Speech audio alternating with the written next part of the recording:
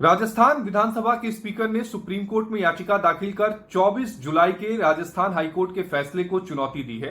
विधानसभा के स्पीकर ने अपनी याचिका में साफ कहा है कि किन्हीं मामले में जो सुप्रीम कोर्ट का फैसला है उसे हाईकोर्ट ने नजरअंदाज किया है। स्पीकर ने अपनी याचिका में 24 जुलाई के हाईकोर्ट के आदेश पर रोक की मांग की है। साथ ही इस बात की भी इजाजत की मांग की है कि सचिन पायलट और अन्य 18 विधायकों के खिलाफ जो अयोग्यता को लेकर जो उनके पास शिकायत है, यानी उनके खिलाफ अयोग्यता की कार्रवाई करने को लेकर जो मांग की गई थी, उस कार्रवाई पर उन्हें आगे बढ़ने दिया जाए।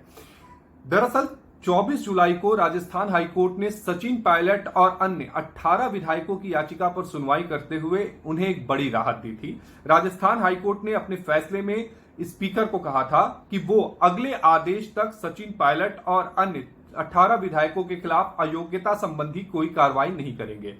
दूसरी अहम बात, राजस्थान हाईकोर्ट ने सचिन पायलट की याचिका पर सुनवाई को भी मंजूर कर लिया था।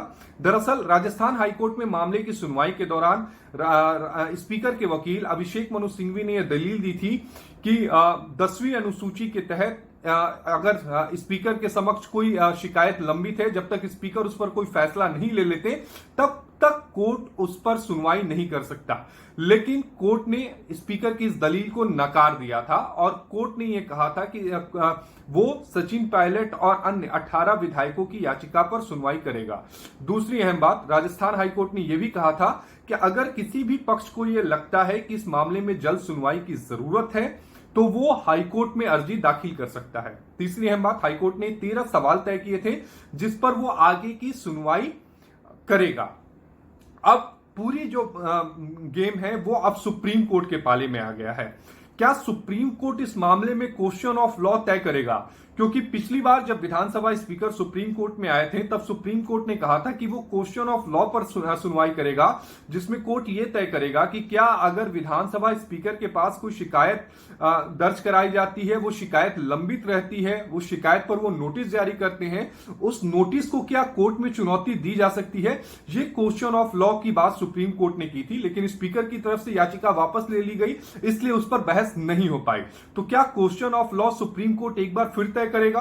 दूसरी अहम बात, चूंकि इस मामले में 10वीं अनुसूची का व्याख्या होगा, कॉन्स्टिट्यूशन की बात होगी, लिहाजा केंद्र सरकार का पक्ष इसमें सुप्रीम कोर्ट जरूर सुनेगा, चाहे सचिन पायलट कैंप की तरफ से या फिर दूसरे पार्टी की तरफ से इसमें यह मांग की जाएगी कि केंद्र सरकार को इसमें पार्टी बनाया जाए, या केंद्र सरकार खुद ही सुप्रीम कोर्ट में एक अर्जी दाखिल कर इस मामले में पक्ष बनने की मांग करेगी। केंद्र सरकार अगर इस मामले में पक्ष बनती है तो सुनवाई लंबी चलेगी, एक बात तो तय है।